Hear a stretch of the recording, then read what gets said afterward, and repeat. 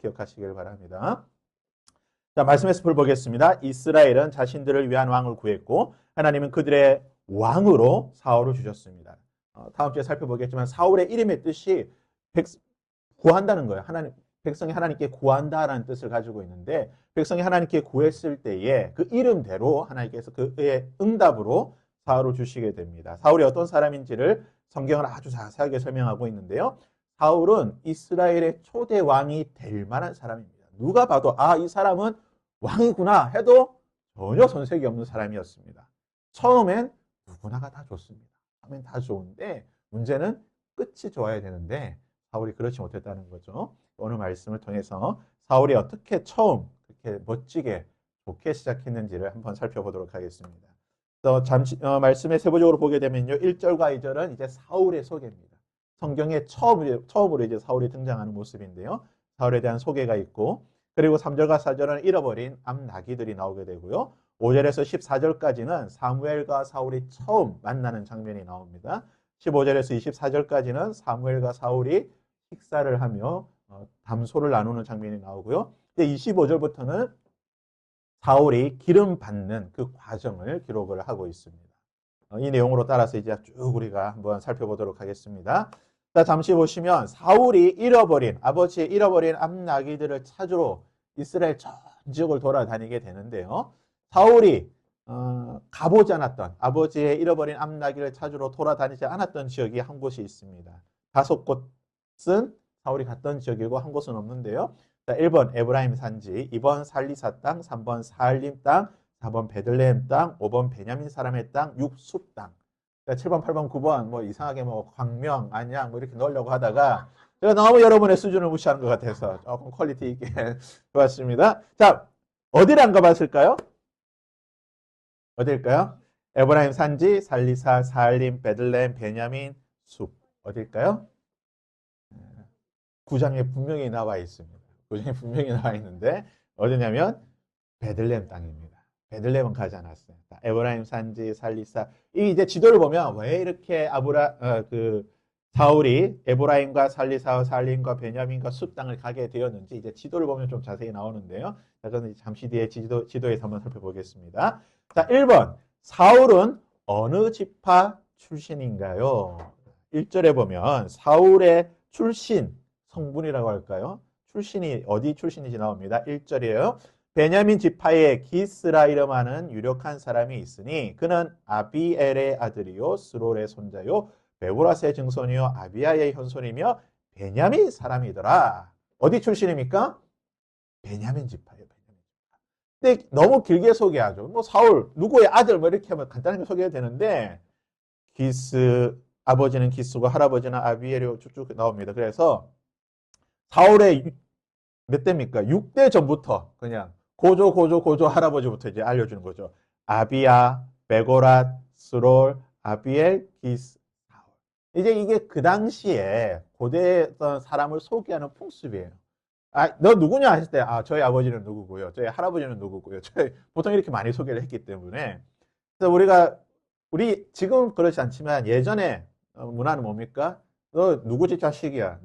문제 이렇게 뭐라고 합니까? 너 누구 집 아들이야? 예전에 친구란 영화 있죠. 너가 아버지 뭐 하시노? 예. 네 누구냐는 거예요. 네 근본이 뭐냐? 이게 사울에 너 누구 아들이야? 저희 아버지는 기스고요. 할아버지는 아비엘이고. 이러면 다 안다. 더군다나 유력한 집안이다.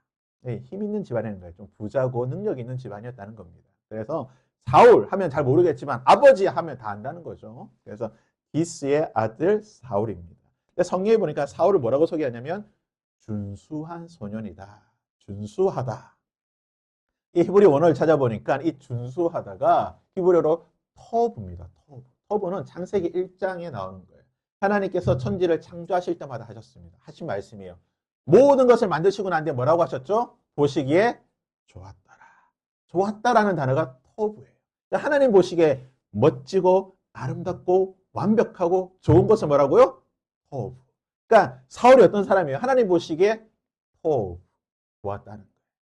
외모도 좋았고 성품도 좋았고 다 좋았다는 겁니다. 특별히 뭡니까? 얼굴이 잘생겼다는 거예요. 이 소년이라 나오고 있지만 히브리 언어로 보게 되면 이제 청년입니다. 전쟁에 나갈 수 있는 장성한 20세 이상의 청년이로 보시면 돼요. 이게 번역을 이제 조금 우리 바꿔야 돼요. 예전 번역을 쓰다 보니까 이런 좀 번역에 좀 세밀한 것들을 좀 잘 바꿔야 되는데 준수한 뭐 청년이었다. 이 정도로 보시면 되겠습니다. 잘생긴 청년, 멋진 핸섬한 청년이다. 키가 어느 정도 컸다고 나옵니까? 어깨 위에 더 있다는 거예요. 그러니까 이 당시 아마 평균 키를 어느 정도 보면 될까요? 조선시대 성인의 남성의 키가 150 정도라고 하니까 머리 하나 정도 더 있으면 한 170 정도 되겠죠? 이때면 뭐 지금 기준으로 해도 지금 뭐 175니까 사울의 키가 어느 정도로 보면 되겠습니까? 머리 하나 더 있으니까 한 185, 190 정도 되는 아주 비골이 장대하고 잘생긴 청년이었다라고 보시면 됩니다. 특별히 이제 이 출신이 사울의 출신이 베냐민 지파인데요. 자, 베냐민 지파는 우리가 잘 알고 있듯이 12지파 가운데의 막내 지파입니다. 12아들 가운데 막내 아들이었죠. 라헬의 둘째 아들이자 야곱의 막내 아들입니다. 라헬이 베냐민을 낳다 죽었어요. 원래 처음에 베냐민 이름을 라헬이 죽을 때에 물어보죠. 산모가 지금 아들이 나오는데 아들 이름을 뭐라고 할 거야 하니까 원래는 베냐민이 아니에요. 베오니 내가 슬프다 고통 가운데 죽는다. 근데 그렇게 이름 지으면 너무 안 좋잖아. 아들 이름이 고통 가운데 죽는 아들, 뭐 슬픔의 아들 이래 지으면은 안 좋잖아요. 2024년 한국의 계명 이름 신청한 거 보니까 정말 별별 희한한 이름이 다 있어요. 정말 이런 이름이 있을까라는 싶은 제가 한번 검색해 보세요. 정말 이상한 이름이 다 있습니다. 말도 안 되는 뭐 예전에 일본에서 아들 이름을 사탄이라고 적어가지고 논란이 된 적이 있는데 그건 약간입니다. 뭐 아들 이름 무슨 동물의 이름을 넣어가지고 진 경우도 있고요. 온갖 이름이 다 있습니다. 그러니까 산모가 무슨 말이냐 안 된다. 그래서 베냐민은 뭐냐면 벤이라는 게 이제 아들이라는 뜻이에요. 야민 오른손의 아들. 아버지의 능력의 아들이라는 뜻으로 이름을 바꿔버립니다. 그래서 베냐민은 막내 아들이지만 아버지의 능력을 나타내는 힘을 상징하는 그런 아들이 되는 거예요. 근데 이 베냐민 지파가 문제가 있는데 12지파 가운데 이 베냐민 지파가 나중에 사사기 19장에 보면은 레위 지파에 사서 첩을 둡니다. 그러니까 레위 지파니까 제사장 계열이에요. 제사장 계열인데 제사장이 첩을 둬요. 이것도 문제지. 사사시대니까 이해를 해도 안 되죠. 사사시대이긴 하지만. 첩을 두는데 이 첩이 도망가요. 도망가니까 이 첩을 찾으러 갑니다. 찾으러 가가지고 찾았어요. 찾아서 오려고 하는데 그 첩의 부모님이 지금 가지 말고 좀 쉬었다 가라. 며칠을 보내다가 너무 시간이 지체되니까 다시 돌아오려고 해가지고 돌아오다가 어디를 가면 기부하라고 하는 오늘날로 치면 이제 베냐민 지파의 그 땅에 있는 한 동네를 가게 됩니다. 그 동네에 갔는데 첩과 그 자신의 종하고 이 레위 지파 사람이 이 베냐민 사람 땅에 갔는데 베냐민 지파의 이 사람이 아마 잘생긴 것 같아요. 이 남자를 보고 그날 저녁에 동네 사람들이 다 모여서 무슨 일을 하게 되냐? 이 남자를 내놓으라. 우리가 이 남자와 성관계를 그러니까 동성애를 하겠다는 거예요. 이때부터 이 동성애가 나오죠. 이 동성애가 굉장히 안 좋은 겁니다. 동성애를 하겠다고 하니까 그 집주인이 뭐라고 말하냐면 그러지 마라. 그러지 말고 내 딸과 이 사람의 첩이 있으니까 이들을 너희들이 밤새 마음대로 해라. 대신 이 남자는 건들지 마라. 그래서 이 베냐민 지파의 이 불량한 사람, 성경 불량한 사람이 나오는데 이 정말 불량배들이 밤새도록 베냐민 이 레위 지파의 첩을 그냥 윤관합니다. 성폭행하는 거예요. 결국 이 여인이 죽습니다. 아침에 죽어 있는 장면을 보고 이 레위 지파 사람이 이 여인을 데리고 자기 집으로 가서 12토막을 내서 이스라엘 전 지파에 뿌려버려요. 전 지파에 보내니까 이제 이스라엘 야단이 난 거예요. 이게 무슨 일이야? 우리 지파 대장 집에 뭐 소포가 왔는데 보니까 사람의 팔이 하나가 오고 한나는 머리가 오고. 그러니까 이스라엘 사람들이 다 모인 거예요. 무슨 일이냐 하니까 이제 초지종을 듣고 보니까 베냐민 지파 얘네들 안 되겠다. 다 없애버리자. 이스라엘 11지파가 결심한 게 뭐냐면은 우리가 베냐민 지파를 없애버리겠다. 그래서 베냐민 지파와 11지파가 전쟁을 벌이게 되는데 처음에는 베냐민 지파가 이기다가 두 번째 전쟁에서 집니다. 거의 전멸할 뻔해요. 다 죽이려고 하다가 그때서야 정신이 돌아. 우리가 12지파인데 만약에 한 지파가 없어지면 안 되잖아. 그래서 정신을 차립니다. 정신 차리고 소수의 600명을 살려두게 되는데 그 600명으로 살려둔 사람들이 이제 다시 지파를 이루어 가게 되는 거예요. 그래서 뭐라고 말하냐면 항상 베냐민 지파는 자신들을 소개할 때에 우리는 이스라엘 12지파 가운데 가장 작은 지파다, 연약한 지파다라고 말하는 배경이 뭐냐면 바로 이 사건 때문에 그래요. 근데 이 전쟁을 할 때에 베냐민 지파에서 700명으로 구성된 물맷돌, 돌판매 물맷돌 부대가 나오게 되는데 성경에 보면 그들이 왼손잡이다. 700명의 군대가 있는데 그들이 왼손잡이였다고 말해요. 근데 성경에 보면 이 왼손잡이라고 하는 것은 우리가 지금 좀 인식이 좀 괜찮았지만 고대 사회에서는 왼손잡이는 안 좋은 겁니다. 장애인으로 생각했어요. 지금은 좀 안 그렇죠. 지금은 왼손잡이가 뭡니까? 좀 똑똑한 사람들이 많아요. 천재가 많아요. 근데 이 왼손잡이를 장애로 생각했기 때문에 왼손잡이에 대한 인식이 안 좋았어요. 근데 성경에 보면 이들이 왼손잡이, 베냐민 지파 출신 중에 왼손잡이들이 700명이 되는데 이들이 태어날 때부터 왼손잡이가 아니라 이 사람들을 군대로 돌팔매질 할 수 있는 군대로 훈련시키기 위해 의도적으로 그러니까 오른손을 못 쓰게 만들었어요.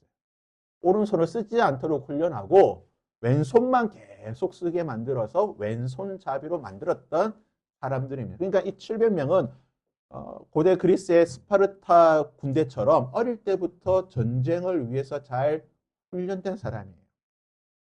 이 사람들이 전쟁을 하게 되는 거고, 그래서 이 베냐민 지파의 특징이 뭐냐? 왼손잡이가 많고 연약한 지파였다는 게 특징입니다. 성경에 보면 모르드게와 바울이 베냐민 지파 출신이고 훗날에 이들이 유다 지파에 흡수됩니다. 왜 유다 지파에 흡수되냐? 이게 지도를 보면 알 수가 있어요. 이 지도에 보면 이게 이스라엘 12지파의 땅의 모습인데 맨 밑에 유다 지파가 있죠. 유다 지파 위에 파란색으로 베냐민이 있어요. 유다 지파가 가서 붙어 있어요. 이게 베냐민 지파가 받았던 땅이 어디냐면 예루살렘, 기브온, 기브아 요런 지역이에요.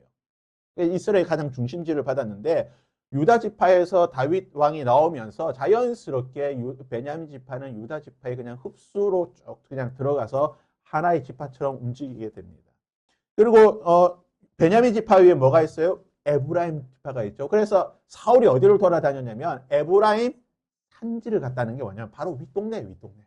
자기 윗동네로 돌아다닌 거예요. 아버지의 잃어버린 암나귀를 찾으러. 자, 이게 물매입니다. 물맷돌. 우리가 물매하면 다윗이 생각나죠. 다윗이 쫙 던져. 근데 다윗이 골리앗을 맞아서 죽을까 싶은데요. 맞으면 죽을까요? 안 죽을까요? 죽습니다. 죽어요. 이따만한 돌이 날아오는데 죽겠죠, 맞으면. 실제로 지금도 이 베두인들, 그러니까 중동의 이 양을 치는 베두인들은 이 돌팔매질을 합니다. 돌팔매질을 하는데 어떻게 하냐면 이런 방식으로 한대요. 돌려가지고 이렇게 돌리다가 한쪽을 놓으면은 이게 이제 영어로 하면 슬링이라고 하는데 슬링샷이라고 하는데 이걸로 촥 하면 잘하면은 정말 맞춥니다. 그냥 목표물을 정확하게 날아서 맞추고 실제로 고대 아시리아라든지 바벨론이라든지 그런 고대 이스라엘뿐만 아니라 그 근동에는 물맷돌 부대가 있었어요. 존재했습니다. 그러니까 사사기에 나오는 그 베냐민 지파의 700명으로 구성된 물맷돌 부대가 실제로 이렇게 존재를 했습니다. 그 돌의 부조로 남아있을 만큼 아주 오래된 그런 전통입니다. 영화의 한 장면에도 있더라고요. 한번 보실까요? 자, 알렉산더라는 영화를 보시게 되면 보시죠. 이렇게 돌판매 던집니다. 이렇게 맞추는 거예요. 실제로 이 돌판매 부대들이 먼저 나와서 탁 던지고 이렇게. 실제로 고대 전쟁이 이렇게 있었다는 거예요.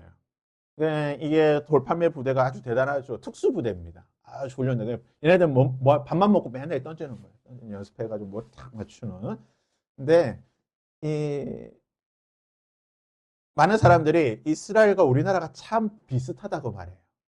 이스라엘 사람도 굉장히 똑똑하고 머리 똑똑해. 세계에서 가장 똑똑한 이 민족을 뽑으라고 하면 이스라엘과 우리나라를 뽑거든요.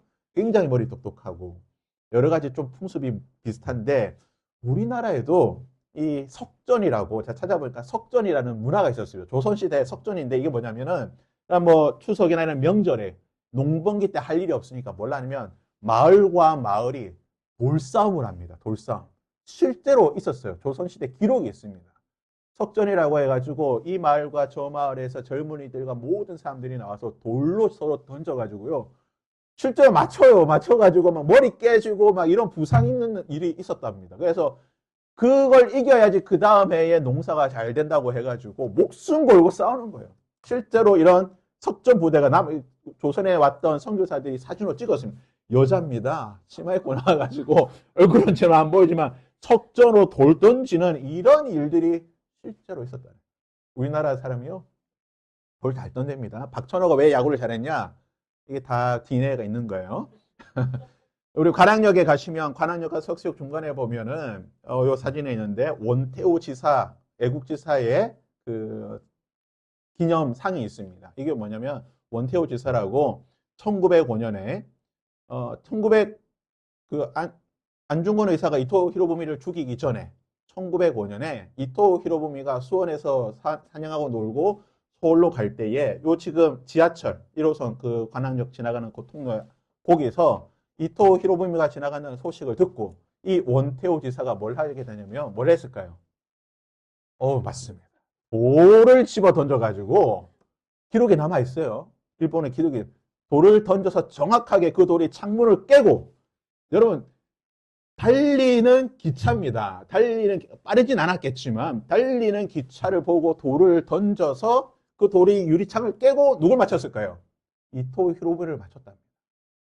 그 조각에 튀어가지고 이토 히로부미가 부상을 입었어요. 죽진 않았지만 상당한 부상을 입었다라고 일본 재판 기록에 남아있어요. 우리 민족이 이런 민족입니다.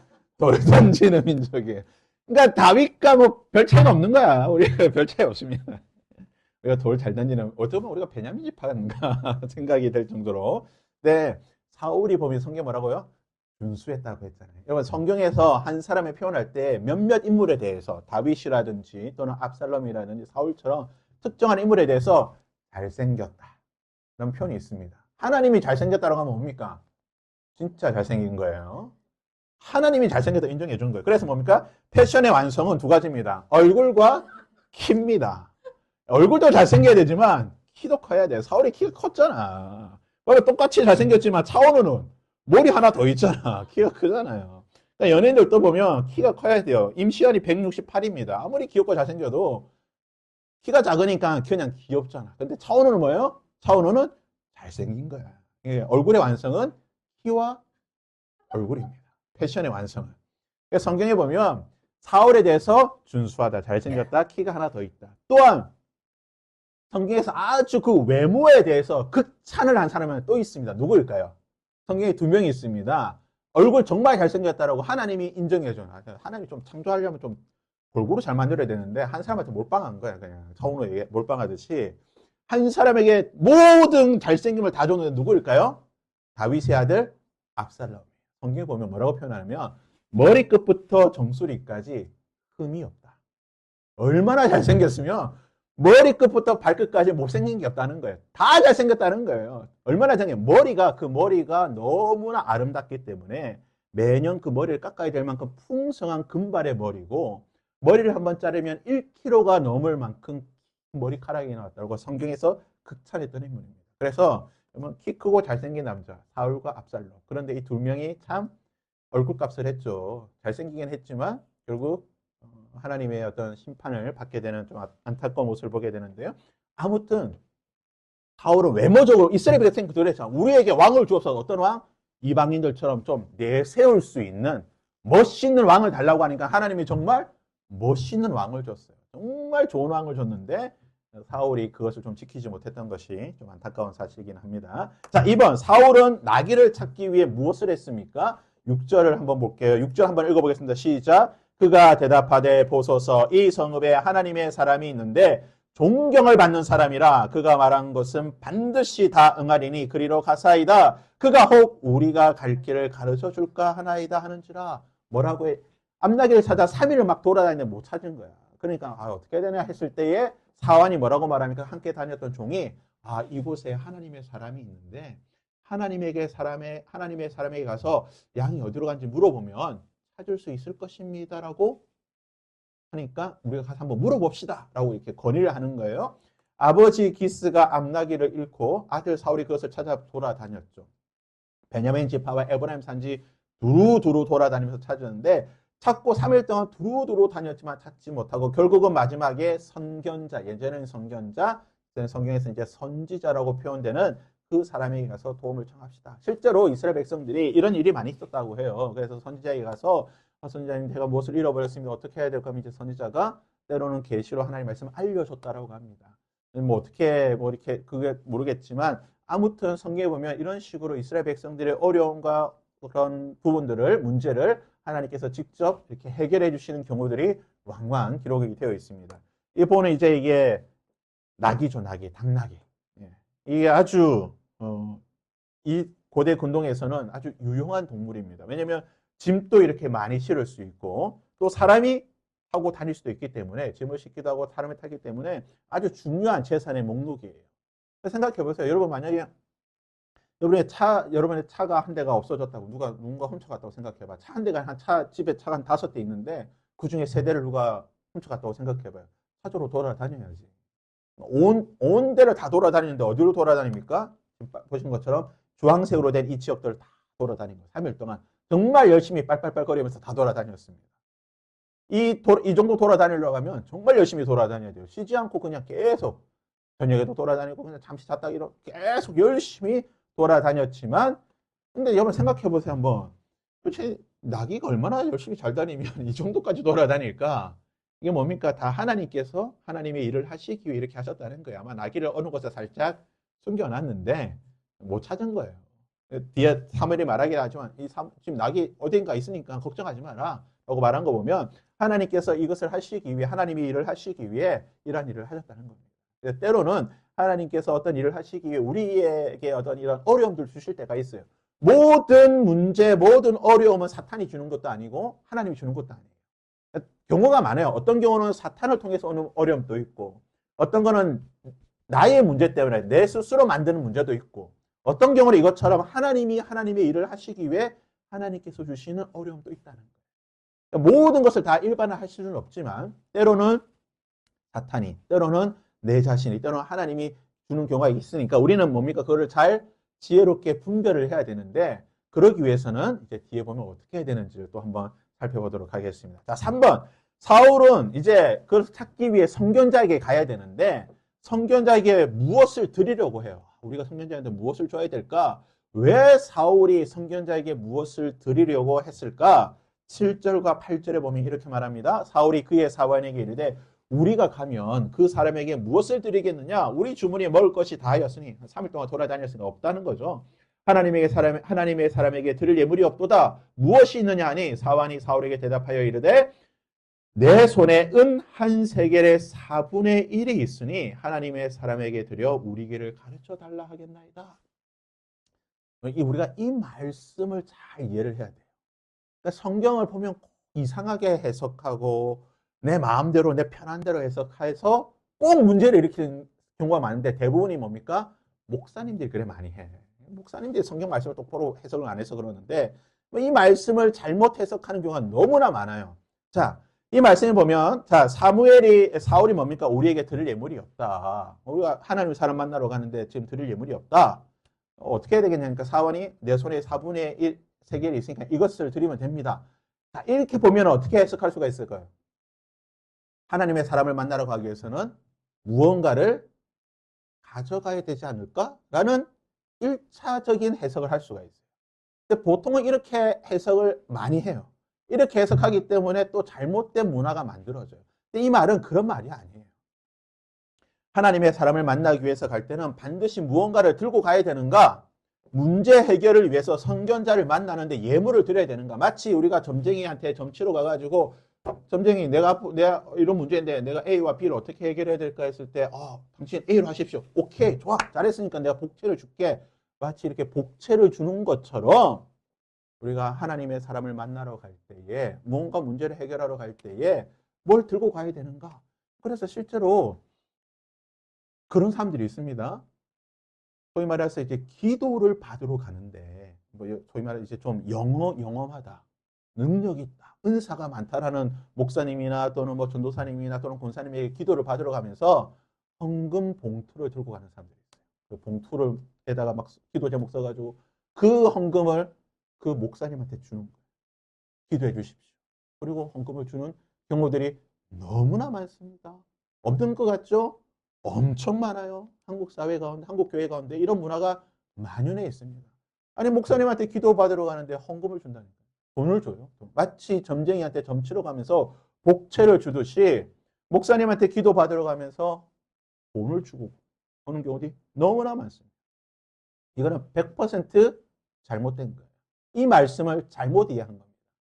이 말씀을 결코 이렇게 해석해서는 안 돼요. 성경에 보면 일단은 제사장들, 하나님의 사람들은 그들의 생계를 해결하기 위해서 백성이 드린 재물, 11조로 해결하라고 성경은 분명히 말하고 있어요. 이게 무슨 말이냐? 하나님의 사람들, 그러니까 주의 일을 맡은 사람들은 오늘 아침 이제 교회에서 저처럼 목사나 또 여러 가지 일을 하고 있는 사람들은 기본적으로 교회에서 주는 그 생계로, 그 사례로 생계를 해결해라. 그런 거예요. 무슨 말이냐? 따로 무엇을 받지 말라는 거예요. 성경에 보면 어디에도 제사장들은 백성들에게 따로 무엇을 받으라고 말한 적이 없어요. 너희들이 먹기 위해 너희들의 생계를 위해서는 백성들이 바치는 그 재물, 그 11조를 통해서 너희들의 모든 것들을 해결해야지 따로 개인적으로 만나서 무언가를 받으라고 말한 적이 한 번도 없습니다. 그래서 기본적으로 선지자, 백성, 제사장들은 무언가를 성도로에게 따로 받아서는 안 된다는 거예요. 자, 그렇다면 이 말은 무슨 말이냐?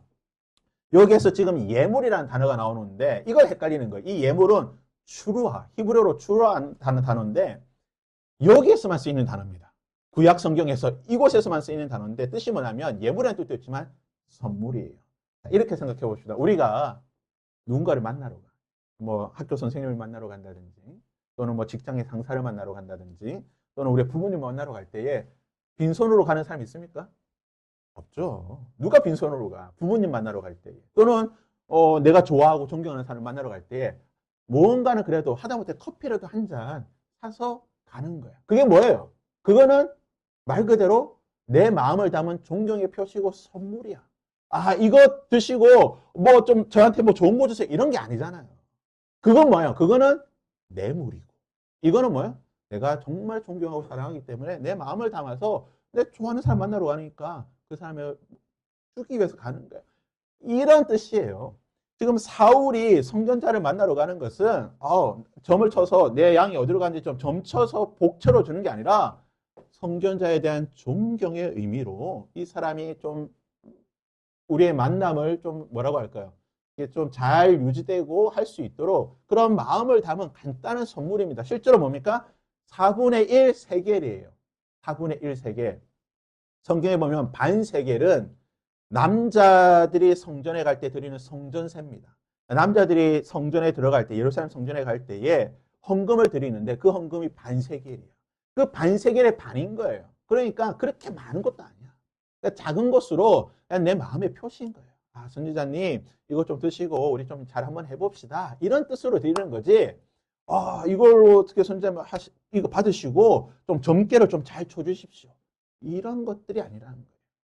또 한국교회 잘못된 문화가 뭐냐?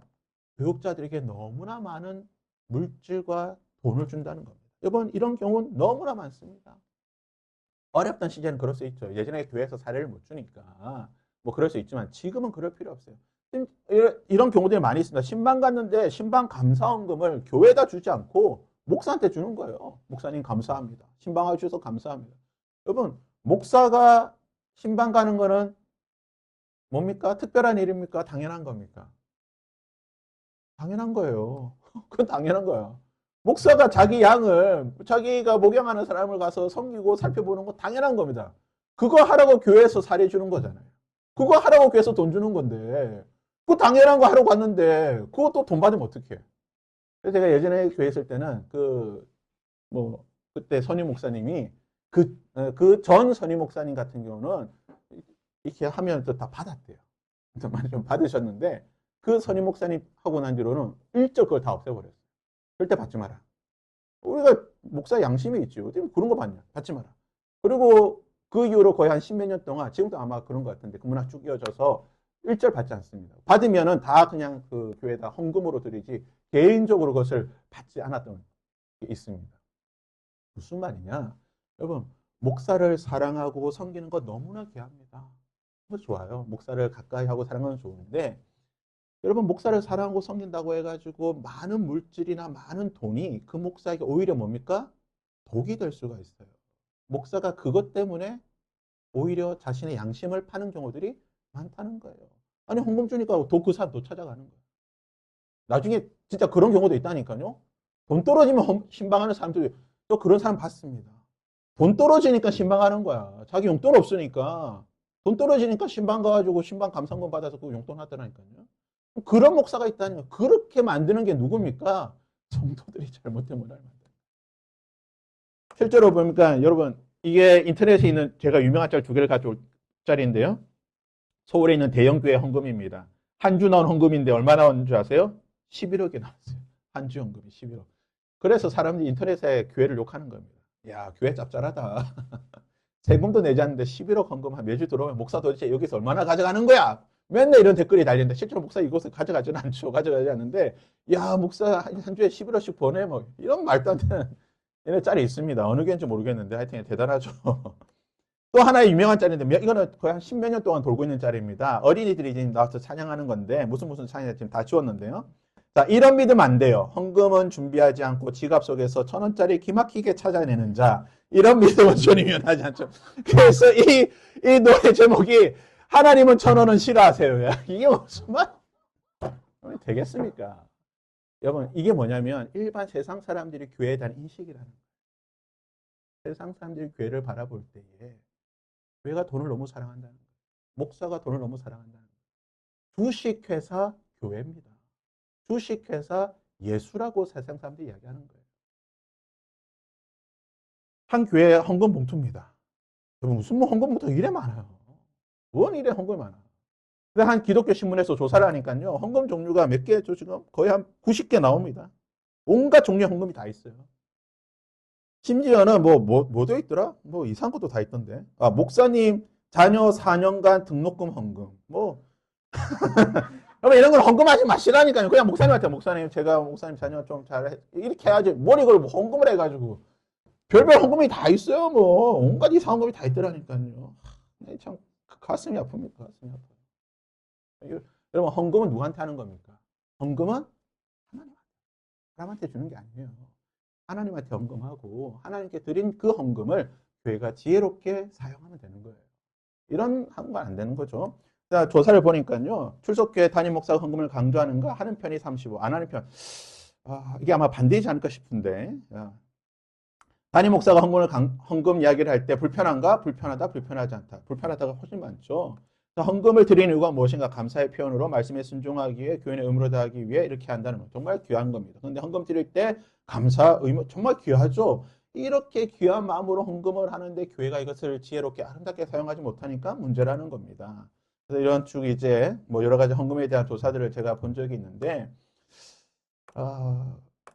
헌금은 성도가 우리들이 하나님께 기쁘게 자원해서 드리고 교회는 그것을 지혜롭고 투명하게 잘 사용해야 됩니다. 치유하는 교회 통합 측의 이번 총회장이죠. 이제 퇴임하는 총회장인데 김우신 목사가 여러 가지 문제 때문에 퇴임을 하게 되는데 교회에서 전별금으로 10억을 주기로 했답니다. 이거 보고 참 기가 차더라고요. 이 목사님이 뭐 때문에 물려나면 불륜 때문에 물려나는 거예요. 성적인 문제 때문에 강제로 사임해서 나가는 건데 전별금으로 퇴직금으로 10억을 준다는 거예요. 그래서 목사님이 10억 중에 1억은 교회 헌금할 테니까 11조 드리고 전별금 이거 받아서 1조 또 11조 준다는 걸 도대체 어느 나라 보인가 싶은 9억만 받아가겠다. 이거 통과됐다는 거예요. 얼마나 수치스러운 일입니까? 아니 헌금을 이렇게 사용해서 되겠냐고. 됩니까? 여러분? 말이 안 되는 거예요. 근데 이런 일이 너무나 많다는 겁니다. 너무나 많아요. 명성교회 김사호 목사님 800억 빚자가 있다는 거 공경으로 거의 사실입니다. 거의 기정사실이에요. 언론에 다 보도됐죠. 찾아보니까 전국의 명성교회 명의의 땅이 몇 평이에요, 이게? 공시지가 1,600억 있답니다. 1,600억. 말이 되는 거 말이 돼. 성대 헌금으로 뭐 부동산 해가지고 전국에 무슨 땅을 1,600억치나 교회가 갖고 있어요. 이게 되겠습니까? 이래가지고. 하나님께서 도대체, 네, 뭐라고 말은 못하겠지만, 이게 되겠습니까? 이래가지고. 인터콥에 있던 목사님이죠. 자기 선교단체, 우리나라에서 굉장히 영향력 있는 선교단체인데, 인터콥 전부 그 재산을 본인의 이름과 본인의 가족 이름으로 다 바꿔놨다. 뭐 앞에서는 거룩한 척, 능력 있는 척 하지만, 자꾸 목사들이 자꾸 이렇게 돈이 있으니까 딴짓을 한다는 거예요. 이렇게 문제 너무 많아요. 지금 이거 분당에 있는 갈보리 채플이죠. 이 교회도 지금 재정 문제 터져가지고 좀 야단 났습니다. 이 교회도 교회가 쪼개져 야단이고 목사의 반대편 섰던 부목사들 그냥 다 잘라내고 지금 아주 문제가 있는 그런 것들을 많이 보게 되는 거예요. 이런 한국 교회가 자주간 이런 안 좋은 잘못된 이 돈에 대한 이 목사를 자꾸 돈으로 어떻게 해보려고 하는 마음. 제가 예전에 들었는데 지방의 어떤 교회 권사님은 그런데요.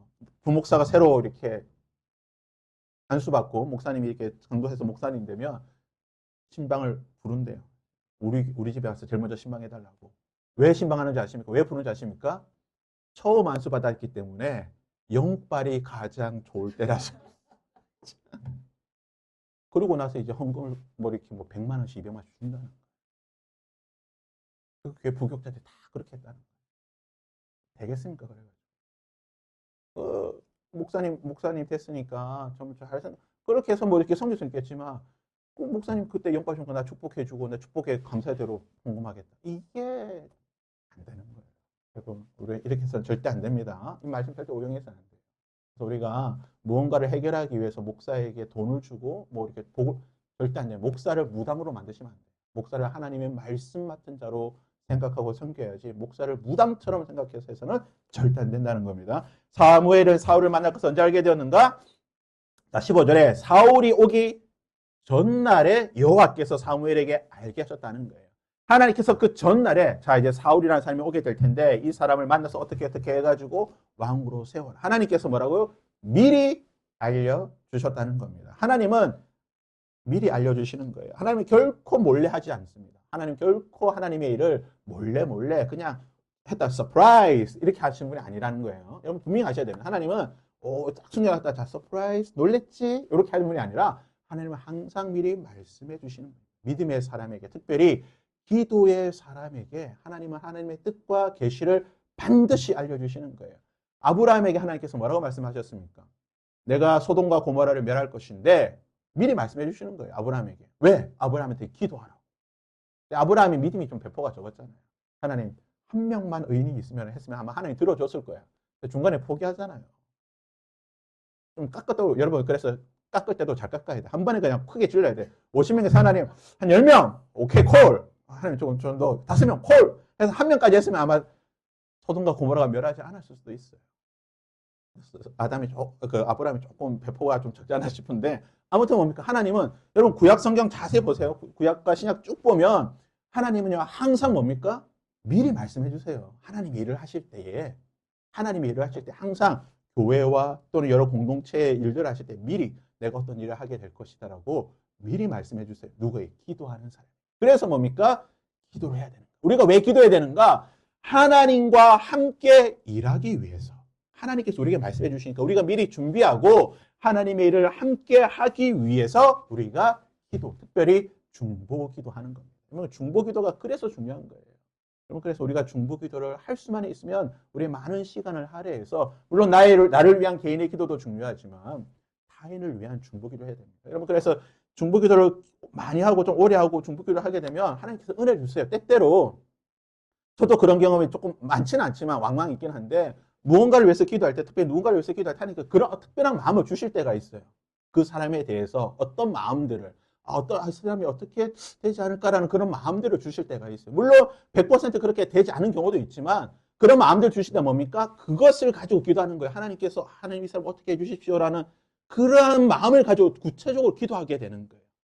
실제로 이 중보기도에 관해서 우리나라에서 가장 많이 영향력 있는 단체 처음부터 시작한 건 아니지만 좀 체계화되게 기도에 대해서 훈련했던 단체가 예수전도단이죠. 예수전도단에 가면은 효과적인 중보기도라고 하는 효과적인 중보기도의 원칙이라고 하는 조이 도순이라고 하는 국제예수전도단에서 이 중보기도와 영적 전쟁에 대해서 가르치는 분이 계신데 그분이 효과적인 중보기도에 관한 10가지 원칙이라고 하는 책을 만들었어요. 책이 실제로 있습니다. 책이 있는데 그게 보면 이제 중보기도 어떻게 해야 되는가 10가지 원칙이 있습니다. 다음에 이제 기도에 관해서 우리가 교육 공부할 때 한번 이 부분을 10가지 한번 살펴볼 텐데 제가 드는 간증으로는 실제로 소련, 지금의 러시아죠. 옛날 1980년에 소련이 무너질 때에 하나님께서 소련을 위해서 기도하는 중보 그룹이 있었어요. 전 세계에 소련을 위해서 중보하는 기도 그룹이 있었는데 그 그룹들이 정말 오랫동안 소련을 위해서 기도했어요. 하나님 복음을 위해서 계속 기도할 때에 하나님께서 특별한 한 그룹에게 어떤 말씀을 주셨냐면 기도하는 중에 저도 들은 간증이긴 하지만 기도하는 중에 그 그룹에게 소련의 지도를 가져오라고 했대요. 그 소련의 지도를 가져오라고 가져왔어요. 가져와가지고 기도 계속 그 지도를 보면서 기도하는데 하나님께서 갑자기 말씀하시니까 어떤 마음을 주셨냐면 그 지도를 다 찢어버려라. 소련의 지도를 다 찢어라. 조각조각 내서. 사람들이 그냥 그런 마음이 있으니까 그냥 이제 기도하면서 다 찢었대요. 다 찢고 계속 기도했대요. 근데 얼마 지나지 않아서 어떤 일이 있었냐. 소련이 붕괴되었어요. 그 기도를 하고 나지 얼마 지나지 않아서 소련이 붕괴돼서 정말 조각조각으로 다 찢어진 거예요. 그러니까 무슨 말이냐. 하나님은 하나님의 일을 하실 때 항상 그의 계획과 뜻과 비전들을 항상 보여주세요. 누구에게? 기도하는 사람들에게. 그러면 놀랍지 않습니까? 그러니까 여러분 이런 걸 한번 체험하고 싶지 않아요? 그러니까 그러기 위해서 기도해야 되는 거예요. 또 우리가 무너진 틈을 위해서 기도하고 영적 전쟁을 하면서 기도하는 게 뭐냐? 바로 이런 거예요. 이런 걸 기도하면서 하나님께서 주시는 마음을 가지고 기도하다 보면 그런 하나님이 주시는 마음이 실제로 이루어지는 것을 경험할 때가 있다는 거예요. 그러면 뭡니까? 더 기도하고 싶어지고 더 기도에 대한 열정과 그런 기름 부으심이 있게 되는 겁니다. 그래서 10가지의 원칙입니다. 하나님을 찬양하면서 그리고 숨은 죄를 깨닫고 기도하고 성령의 도우심을 위해서 기도하고 그리고 영적 전쟁하면서 기도하고 기도에 대한 부담감들을 내려놓고 그다음 그리고 그 기도를 이루어 가실 하나님에 대한 기대감을 가지고 그리고 인내로서 응답을 기다리고 하나님이 주시는 생각대로 행동하기. 일단 이 표현이 너무 좋아요. 하나님이 주시는 생각대로 행동하기. 그래서 여러분 기도할 때 때로는 하나님께서 어떤 그런 부담감, 어떤 액션들을 취하라고 하실 때가 있어요.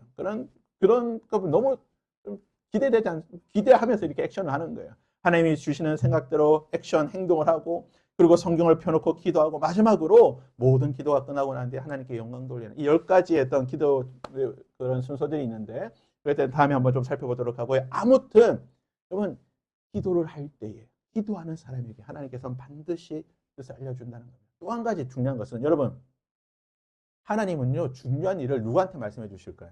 예를 들어서 우리 교회에 관한 중요한 일들을 말씀해 주실 때에 또는 내 삶 속에 중요한 일들을 말씀해 주실 때에 누구에게 말씀하실까요? 누구에게? 나한테 말씀하시죠. 물론 다른 사람에게 말씀해 줄 때가 있긴 있어요. 나에게 어떤 영적인 권위자들 또는 어떤 사람들에게 먼저 말씀해 줄 수 있지만 많은 경우에 일반적인 경우는 뭡니까? 나한테 말씀하시는 거예요. 왜? 나의 일인데. 나의 일이니까 나한테 말씀해 주시는 거예요. 그래서 우리가 어떤 문제를 고민하고 있을 때 물론 우리가 영적인 권위자들을 찾아가서 그들에게 기도를 구하고 그들에게 어떤 도움을 구하는 것도 중요하지만 그 문제를 위해서 우리가 더 하나님 앞에 매달리고 내 스스로 더 하나님 앞에 나아가야 된다는 거예요. 왜냐? 하나님이 나에게 말씀해 주시기 때문에. 그래서 우리가 그 하나님의 그 음성을 듣고 또 분별하고 하나님의 뜻을 찾아가는 그 과정을 통해서 우리가 하나님을 더 깊이 알아가고 하나님의 하나님 되심을 더 인정할 수 있다는 거예요. 그래서 너무 막 그 영적인 사람들 찾아다니면서 기도받을 필요가 없다는 거예요. 점쟁이처럼 그런 사람들 많잖아요. 점쟁이처럼 막 가지고 이번에 우리 딸이 결혼하는데 이 사람하고 결혼해야 될까요? 말아야 될까요? 왜 물어봐? 딸의 결혼이면 내가 기대봐야지. 하나님께 내가 확신 달라고 그러고 기도해야지. 왜 그 기도 많이 하는 권사님한테 가지고 권사님 내 딸이 기도하는데 권사님 잘 모르는데 내 딸이 누군지도 잘 모를 건데 괜히 물어봐가지고 그럴 필요 없다는 겁니다. 나의 문제니까 내가 하나님 앞에 더 매달리면 하나님께서 나에게 말씀해 주신 경우가 더 많다는 것을 기억하시길 바랍니다. 자, 마지막 사무엘과 사는 어디서 담을 나눕니까? 25절에 그들이 산당에서 내려 성읍에 들어가서는 어디서요? 지붕에서. 지붕에서 이야기했습니다. 왜 지붕에서 얘기했을까요? 그것은 루프탑. 지붕이요. 그 당시에는 사람들이 만나는 장소입니다. 요즘 카페 트렌드죠. 좋습니다. 서울 시내에 이런 카페에서 그죠? 커피 한 잔 딱 마시면 기분이 좋겠죠. 하지만 지갑은 가벼워질 겁니다. 이런 데 커피 한 잔 막 7천, 8천 원 하니까. 요즘 이런 데 유행이더라고요. 그러니까 부산에 가니까 또 이런 데가 있더라고요. 부산 바라면서 오션뷰에 바라면서 이렇게 루프탑 카페도 있고 해외도 이런 카페들이 있습니다. 이게 방콕에 있던데 카페던데요. 방콕에서 제일 유명한 카페가 여기입니다. 네, 여기가 제일 지금 유명한 방콕의 전부를 볼 수 있는 카페라고 하는데 자, 이 지붕 옥상이 왜 그러냐면 뷰가 좋잖아요. 뷰가 좋으니까 사람들이 잘 모이는 거예요. 실제로 이스라엘의 집 구조는 2층으로 되어 있습니다. 1층은 주방과 그리고 가축들이 사는 곳이고 2층은 사람이 사는 곳으로 보통 이렇게 주거의 형태가 되어 있는데 이제 안으로 되어 있는 거고 이제 전체적으로 구조를 보면 이렇죠. 1층과 2층으로 이렇게 나눠져 있습니다. 그래서 2층으로 이렇게 올라가면 2층이 이렇게 넓은 되어 있는데 실제로 2층에다 이렇게 천막을 치고 그늘을 만들어서 사람이 쉬고 또 이곳이 이게 석회 같은 걸로 지붕을 칠하기 때문에 수시로 보수를 해줘야 돼요. 비가 온다든지 하면 이제 구멍이 나니까 수시로 이렇게 보수를 해주면서 이곳에서 사람이 놀고 옆집이 서로 붙어 있으니까 서로 이렇게 누구 집인지도 볼 수 있는. 실제로 이스라엘 가면 이거 보시면 이게 이제 이스라엘 전통 가옥 구조입니다. 중간에 보시면 위에 천장이 있죠. 그 옥상에 이렇게 천막 쳐놓고 나무들이 있습니다. 여기에 사람들이 실제로 이제 한낮에 올라가서 천막 쳐놓고 더위도 피하기도 하고 아침 저녁에 올라가서 쉬기도 하는 그런 곳입니다. 그래서 지붕은 어떤 곳이냐? 역사가 벌어지는 장소. 다윗과 중풍병자에서 보듯이 우리 중풍병자 사건 보면 이게 이스라엘 집 구조입니다. 그러니까 아래층에서 봤던 이 집 구조인데 보면 뭡니까? 이렇게 그 갈대 같은 걸로 이렇게 해놨잖아요. 그 다음에 석고가 있으니까 이거 그냥 걷어내면 돼요. 걷어내면 이렇게 구멍이 딱 뚫리는 거예요. 그러면 이 뚫린 구멍으로 그때 중풍병자 친구들이 자기의 친구를 내렸다는 거죠. 다윗이 옥상을 거닐다가 목욕하고 있는 밧세바를 봤던 거예요. 나중에 이제 이 부분에 다룰 때 좀 더 구체적으로 했던 그 이스라엘 지도를 보면서 살펴보겠지만 이거는 다윗이 그 당시에 다윗은 이렇게 비스듬한 경사가 있습니다. 다윗이 아침 저녁에 시원한 바람에 비스듬한 경사에 운동 삼아서 마실러 온 거예요. 그냥 아무 생각 없이 마실러 왔다가 봤는데 왜 밧세바가 밖에 나와서 목욕했을까요? 이 뭐냐면은 이 당시에 이 밖에는 이렇게 뭐라고 할까요? 지붕, 천막 같은 걸 안 쳐놓은 공간이라고 합니다. 안 쳐놓은 공간이기 때문에 이렇게 높은 곳에서는 그냥 다 보인대요. 다윗이 그냥 보려고 했던 게 하는 게 아니라 그냥 마실 나가서 쭉 봤는데 어디서 물소리 나서 뭐지? 봤더니 밧세바를 그냥 본 거예요. 그러니까 이게 이스라엘의 집 구조, 가옥 구조가 이렇게 돼 있어가지고 밧세바가 내 몸매 자랑해야지 해서 나와서 일부러 목욕한 게 아니고 밧세바도 그냥 그 당시에 사람들이 하듯이 그냥 나와서 목욕했을 뿐이고 다윗도 그냥 아무 생각 없이 마실 나왔을 뿐인데 이것이 정말 사탄이 역사를 하고 다윗을 시험에 빠뜨리고 문제를 일으키려고 하니까 이게 작용이 돼가지고 다윗에게 결정적인 아픔과 고통의 사건이 일어나게 됐다는 겁니다. 우리가 이런 집 구조를 알게 되면 이걸 좀 더 쉽게 이해를 할 수가 있는데요. 다음에 한번 살펴보도록 하고 이제 말씀을 마치겠습니다. 하나님은 그에게 부르짖는 자녀에게 크고 비밀한 일을 보여주십니다. 하나님과 함께 하나님의 크고 비밀스러운 역사를 이뤄가고 싶으십니까? 그렇다면 기도하시길 바랍니다. 기도할 때에 하나님께서 크고 비밀한 일을 우리에게 반드시 보여주실 것입니다. 내 삶 속에 일어날 여러 문제들과 그 해결들도 하나님께서 물론 다른 사람에게 영적 권위자들에게 말씀해 주시겠지만 나에게 말씀해 주시고 내가 그것을 해결할 수 있도록 하나님께서 인도해 주실 줄 믿습니다. 우리가 그러한 마음으로 기도하고 찬양했으면 좋겠습니다. 우리 시간을 마지막으로 이 찬양을 함께 찬양하고 기도하고 하나님 앞으로 나가도록 하겠습니다.